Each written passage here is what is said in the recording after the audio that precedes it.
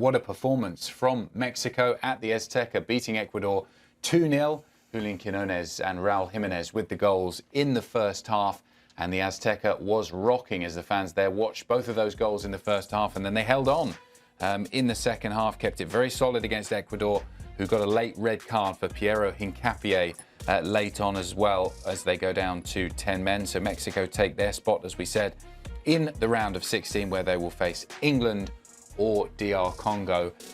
Ian, it was a one-sided first half. It was still pretty one-sided in the second half. It was only going to be one winner. This was a real statement performance from Mexico, wasn't it, in the knockouts?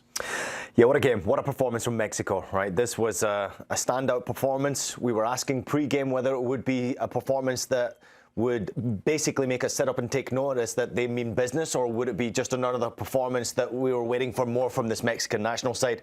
That first 45 minutes, I think, has probably put fear into any opponent that comes their way, especially when they play now at the Azteca. Still undefeated in World Cup games at the Azteca. It's now 10 games they've gone, and incredibly enough, they've won 6 of them. And that was one of the best first-half performances I've seen from the Mexican national team for years, for a very long time. Standout performers, team collectively, stadium eruption. I mean, the coach on the sidelines, Aguirre, everything looks like it's going perfectly well. They still haven't conceded a goal at all in this competition. That's incredible in itself. I didn't expect the defence to be as solid as it has been, but Ecuador didn't offer much in this game. First 45 minutes, second half, they had 70% possession. They had 1 shot on target. It's just not good enough in a knockout stage game when you are going up against Mexico at the Azteca. You need to be adventurous. You need to try and make it happen. Second half, there was a little bit of effort from Ecuador to try, but their quality was absolutely gone. And I think Mexico deserve a ton of praise. They deserve so much support now from their own countrymen, countrywomen, the children, the next generation of players who are coming through, the inspiration they are giving to their people right now. You got to get behind that team, because when you do, you can see that the impossible is now starting to become the possible. This is a football nation that thinks of itself as a country who is deserving of being among the very best in the world. With your Spains, your Englands, your Frances, your Argentinas, your Brazils, Mexico is an incredibly proud country. It is a country that believes that it has a footballing tradition. It is by far the #1 sport. You walk around the streets and you hear nothing but conversation about Liga MX and the Mexican national team all the time. And yet the performances that the national team have put out have not merited that. Obviously, there is, for the first time, we see them win a knockout round game for 40 years, which is obviously the quinto partido that has been talked about. I personally am not of the belief that with an expanded World Cup, with a round of 32, beating a third-place team, and ultimately Ecuador showed themselves to be of the level of a third-place team at this World Cup, is really lifting that curse. For me, this is about going on to a quarterfinal now and beating a proper footballing nation, which is what in all likelihood awaits them. Next up is the winner of England and DR Congo. I think if we see Mexico go out in that next game and play England and contest that game well and maybe even edge it at the end, that is the World Cup being on their home soil, delivering on a promise of a new day for Mexican football, which is, I think, something that has probably been needed for a while. Mexico is a country that got stale for a long time in terms of not being able to win in the knockout round, in terms of the status of their football. I think this could be a springboard for something much bigger than performing well at this tournament for the future of Mexican football. Yeah, what's more impressive, Ian, the way that Mexico have dismantled some teams going forward, or the fact that they haven't conceded a goal yet? They've looked very solid at the back, haven't they? Yeah, listen, defensively, not conceding a goal when you've gone through 4 matches is quite incredible, really. I mean, at a FIFA World Cup, full stop. I understand the extension of the FIFA World Cup has made it a little bit easier for nations to still qualify, but we've still seen some big upsets in this tournament. And Mexico not conceding a goal is unique. It's so unbelievable. Or even, France have won their games fairly comfortably so far, and even they've conceded in a couple of those games. So it's difficult to keep clean sheets at this level. Difficult, yeah. I mean, the group stage obviously didn't pose threat to them. They came up against opposition that wasn't either of their standard or was not up to their own personal standards. I do think they cruised through. Obviously, having the home field advantage, I think, has benefited Mexico up to this point. But I was waiting for a performance. I mean, we were talking about Mexico coming into this game that it's not necessarily been standout. It's been good. They've done just enough to get through, and they certainly deserve to get a lot of credit for getting through without conceding a goal. but it's not been blown us away performances. That first 45 minutes blew me away. That first 45 minutes has made me believe no one wants to play this Mexico side.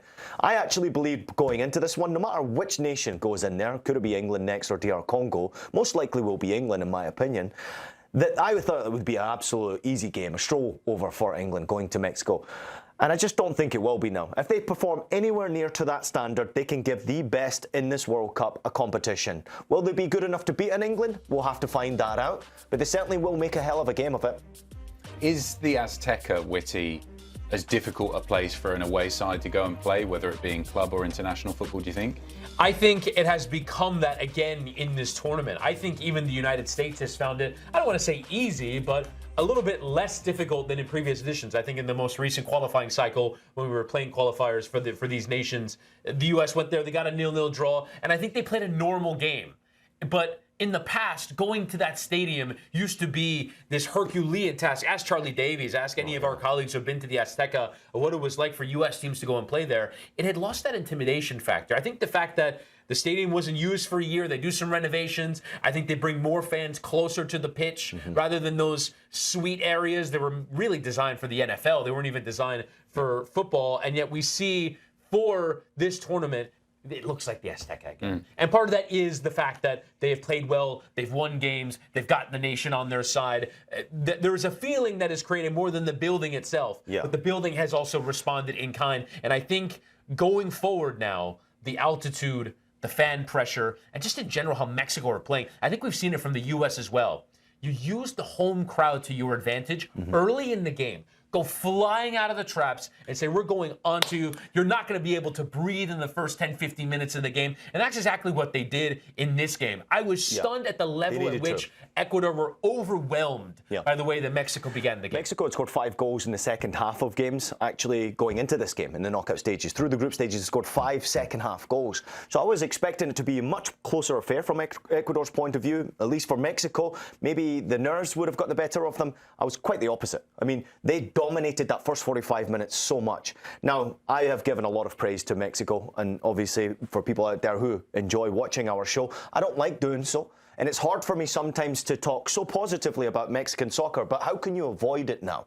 The advantage they have in Azteca, I actually wish we had as a US national team as well. We don't have that one place that you can call, all right, this is a fortress. The US national team doesn't have that on the male or the female side of our game. We just don't. Extraordinary. For a while, it was Columbus Crew's old stadium. Cold weather, 2-0. I get it, but the Azteca is something completely different. If you look at the pride of every single Mexican supporter out there and around the world, I was watching a clip from the baseball. The Dodgers were playing.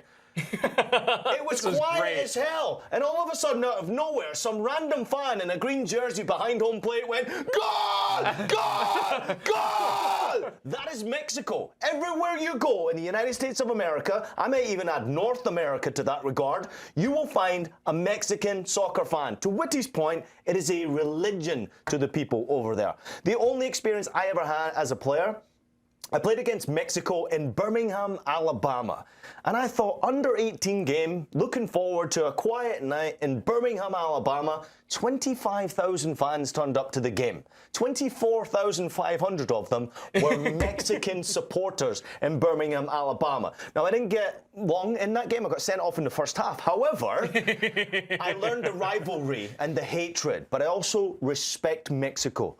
I understand that. There is this hatred there, but it is hard not to respect what Mexico fans think about their team and the Mexican national team when it comes to FIFA competition. This is brilliant to watch. I'm really enjoying watching them play football, and tonight in the first 45 minutes, it was sensational. At least Hincapié managed to last until the end of the game before he gets sent off. And let's talk about some of the individual performance for Mexico. I mean, you could pick almost the whole 11. Raúl Jiménez got another goal. And I think the way that he's been playing at this World Cup, he hit my bet. Absolute legend, love him. 47 goals now for him and 129 caps. So in terms of goals, he's overtaken Jared Borghetti. He's got a little way to go, 5 behind Chicharito right now. He's a great player, he's looking very good for them. How do you think he will be remembered, you know, post his playing career when he eventually does retire in terms of the all-time greats in Mexico? I think he has to be right up there now. And I think a lot of that has to do with performances at the World Cup. The World Cup is one of these things where what you do at a World Cup is times 100 of what you do at any other time. You score a goal in a Nations League final, it's appreciated. It's not the World Cup. You score a goal in the Copa America even for Mexico, it's appreciated. It's not the World Cup. At the Gold Cup, in qualifiers, it's at this tournament. This tournament is when legends are made. And Raúl Jiménez, in this tournament, with how he's performed so far, scoring in that opener, scoring in this knockout round game, is turning himself into a Mexican legend that will be hopefully revered the likes of the way that Cuauhtémoc Blanco is revered, the way that so many, you mentioned Borghetti and some of these other top-level players, Chicharito as well.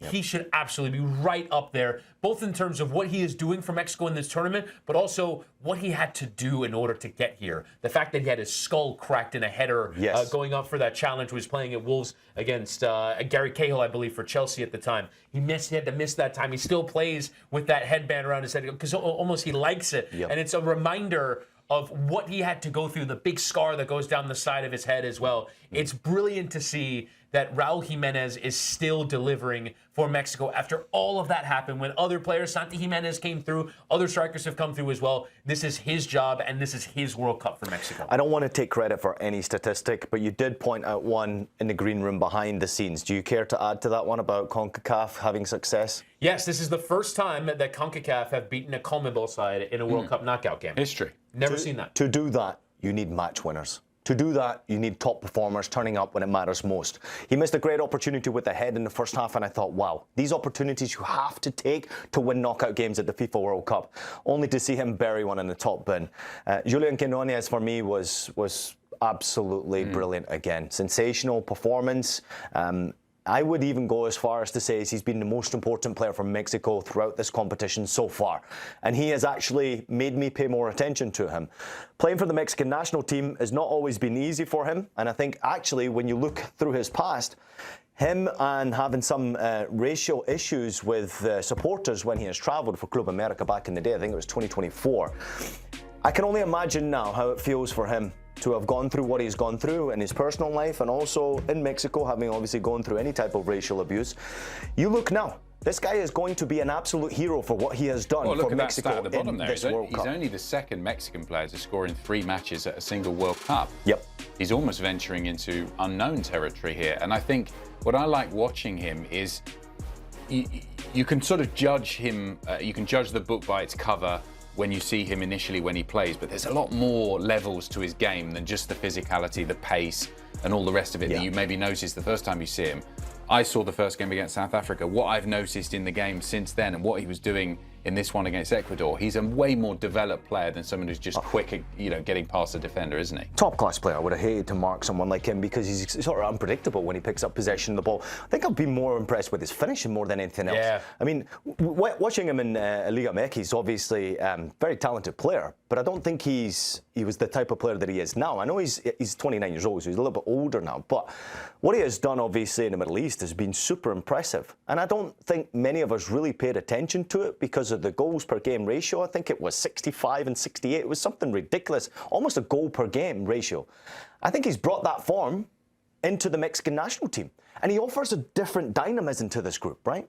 Every single time he's making runs in behind. Every single time he wants possession of the ball. He's an outlet every single time. And also the quality of the cross or the quality of the pass is there from him as well.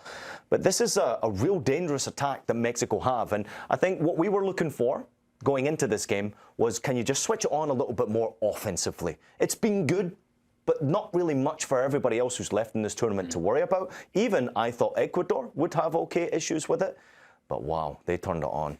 And from the Ecuador perspective, Witty, how do you think they're reflecting on the game now? Are they saying, okay, we were just beaten by the better side in a really difficult place to go and try and get a result and put in a performance? Or are they thinking, we've just brought absolutely nothing there and have gone out with a bit of a whimper? Yeah, I think it is very much more that. You look at even going back to their first game against Ivory Coast, you want to avoid playing the host nation in their stadium, and probably the most intimidating host nation to play. The United States has been very good at this tournament, but as you said, there is no national stadium that creates that sense of atmosphere. Mexico have done that so many times before at the Azteca, where they ride the wave of the momentum. But Ecuador would have wanted to avoid this game, and they didn't because they finished in third. If they'd beaten the Ivory Coast, they would have had a chance. If they hadn't drawn against Curacao, they would have had a chance to host this game. Ultimately, this tournament for them comes down to, if you look at right there on the right side of your screen in the results column, 0-0-2-0. Going goalless in 3 of their 4 games is an indictment of the level of attacking talent. They relied on Enter Valencia for one tournament too long.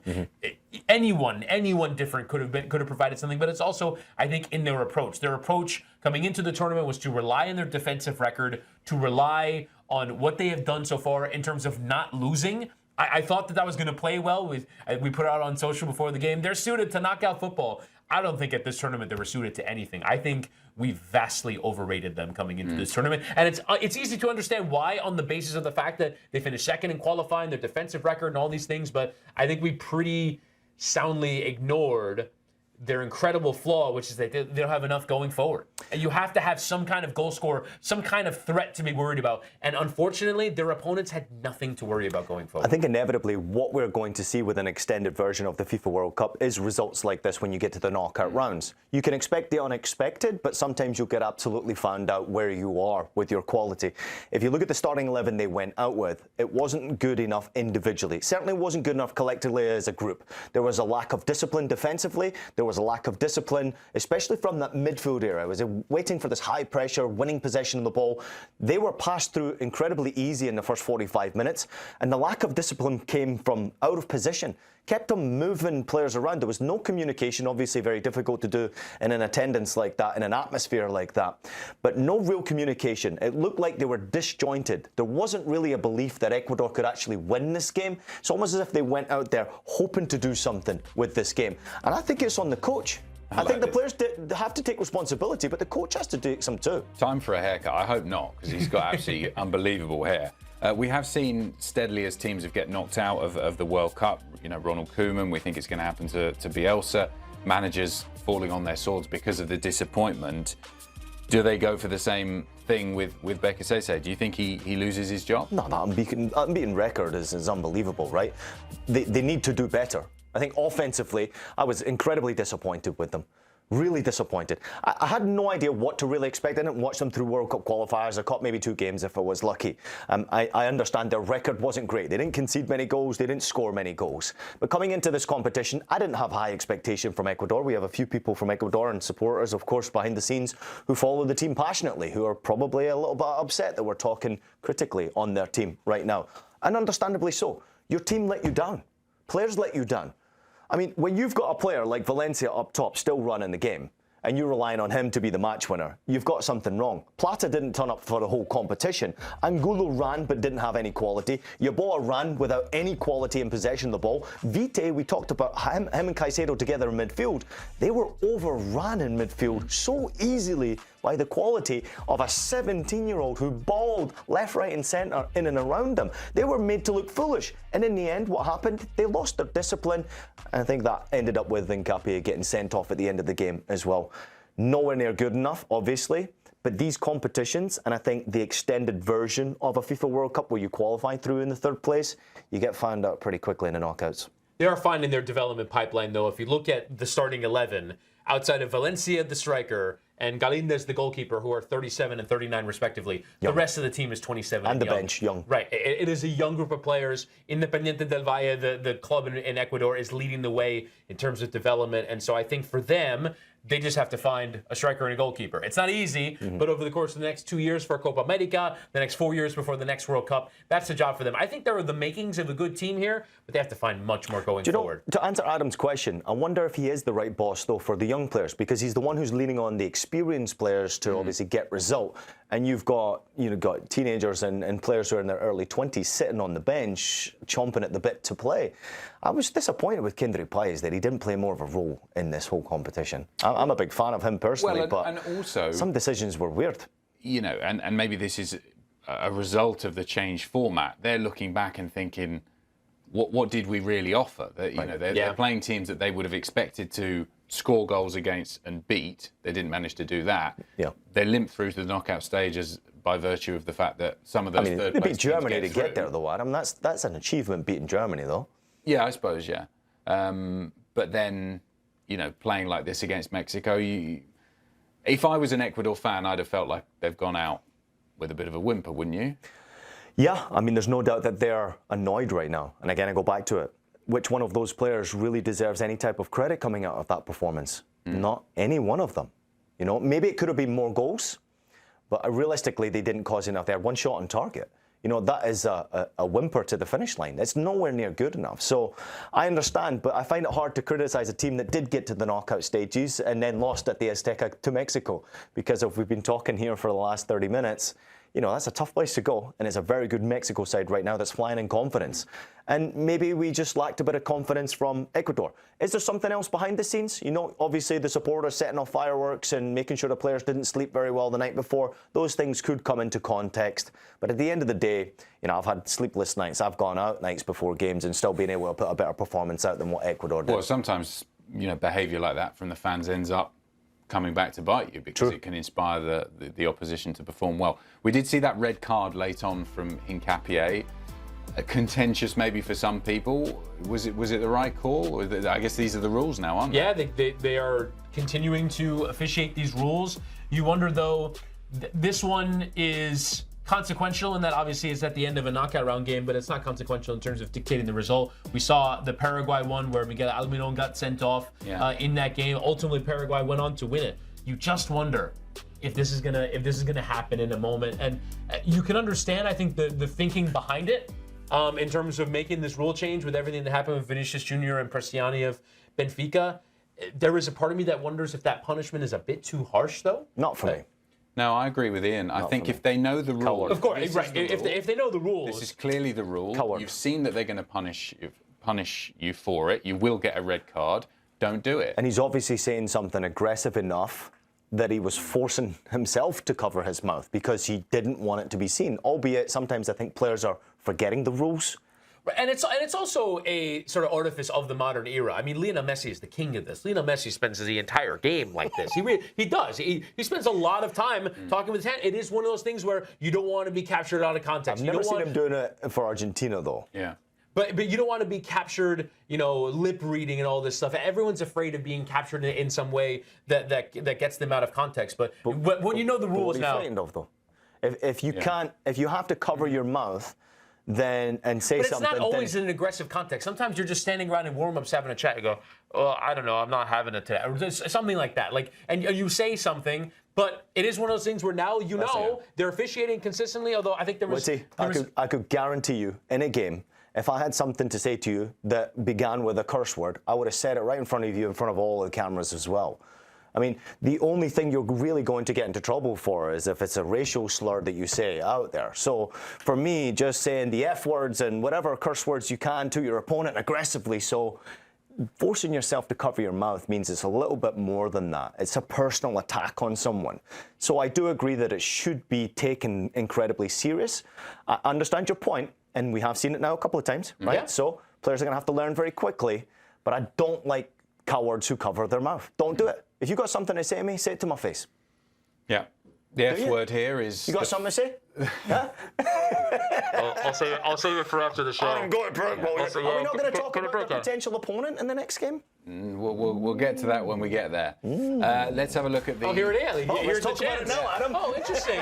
So here's that section of the bracket that's... Well, they might play England. England? How do you feel? Looking Englandshire. forward to a lovely old day at the Azteca in that atmosphere. It's normally a vacation spot, isn't Exactly. it? Mexico for the English? The English going to Mexico, they'll have a jolly old time, and hopefully break that curse of teams not being able to win at the Azteca. So we've got that to look forward to later on. England against DR Congo. So Mexico have taken their place in the round of 16.